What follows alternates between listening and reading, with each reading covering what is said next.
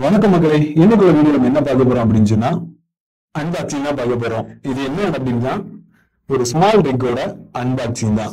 Small rig எப்படின்னா கேமராவை சேஃபா பண்றது. நீங்க 5 லட்சம் 6 லட்சம் கொடுத்து இல்ல 2 லட்சம் 3 லட்சம் கொடுத்து ஒரு கேமரா வாங்குறீங்கன்னா ஜஸ்ட் 8-10,000 கொடுத்து இந்த மாதிரி ஒண்ணு வாங்கிட்டீங்கன்னா உங்க கேமராவை ரொம்ப சேஃபா வச்சுக்கலாம். அதுக்காக தான் இந்த ஸ்மால் ரிக். இது நிறைய பார்த்திருப்பீங்க, கண்டிப்பா இது யூஸ்ஃபுல்லா தான் இருக்கும். இது என்ன அப்படின்னு சொன்னா இது இப்போ Canon EOS R6 Mark II கேமராவோட சேஃப்டி ரிக் அப்படின்னு சொல்லிக்கலாம். நான் ஜஸ்ட் ஓபன் பண்ணி காமிக்கிறேன்.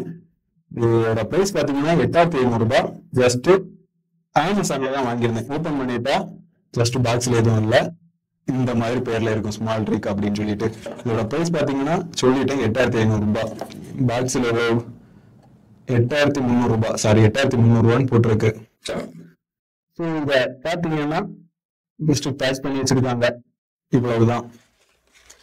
இது 8,300 ரூபாய்ங்க. ஜஸ்ட் கூட ஒரு மேனுவல் இருக்கு. இது எதுக்கு அப்படின்னு சொன்னா ஆல்ரெடி சொல்லிட்டேன், நீங்க இவ்வளவு விலை கூட கேமரா வாங்கி வச்சிருக்கலாம், இல்ல எவ்வளவு காஸ்ட்லி கேமரா வச்சிருக்கலாம். ஜஸ்ட் இதை மாட்டிட்டீங்கன்னா ரொம்ப சேஃபா இருக்கும்.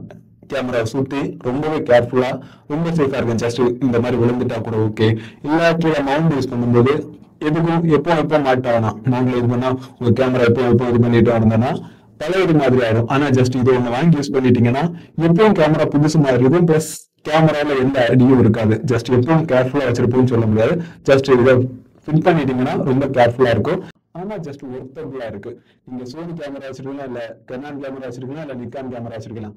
எல்லாத்துக்குமே இந்த மாதிரி சேஃப்டி ரிக் இருக்கு. ஸோ ஜஸ்ட் ஸ்மால் ரிக் நீங்க அமேசான்ல ட்ரை பண்ணாலே கிடைக்கும். ஸோ நீங்க 2 லட்சம் 3 லட்சத்துக்கு கேமரா வாங்குறது பெருசு இல்ல. இந்த மாதிரி ஒண்ணு வாங்கி வச்சிருந்தீங்கன்னா கண்டிப்பா உங்களுக்கு யூஸ்ஃபுல்லா இருக்கும். ஜஸ்ட் இதை வாங்கிட்டீங்கன்னா ஜஸ்ட் ஃபிட் பண்றதுதான். ஜஸ்ட் மாற்றுறது எப்படி அப்படிங்கறது கூட பார்த்துப்போம்.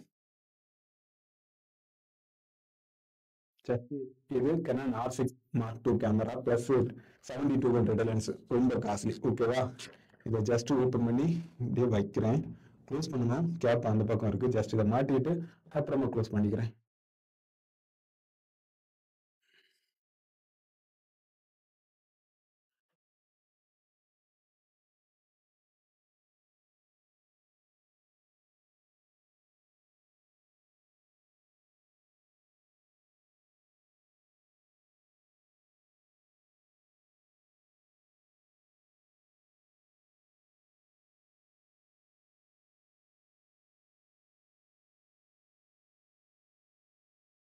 ஜஸ்ட் இதை மாட்டிட்டீங்கன்னா கீழே ஹோல்ட் பண்ற மாதிரி ஒன்று இருக்கும்.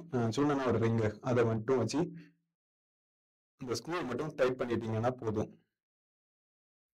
ஜஸ்ட் கேமரா டைட் ஆயிரும்.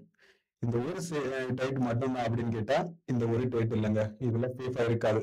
ஸோ சைடுல என்ன வருதுன்னு சொன்னா இந்த மாதிரி ஒரு ரிங்கு கொடுத்துருக்காங்க. அது சேஃப்டி ரிங் மாதிரி வரும். கேமரா ஸ்ட்ரிப் இருக்குல்ல, அதுல கரெக்டா ஃபிட் ஆகுற மாதிரி இந்த ஸ்க்ரூவை மாட்டிக்கலாம். மாட்டிட்டீங்கன்னா ரொம்ப சேஃபா இருக்கும்.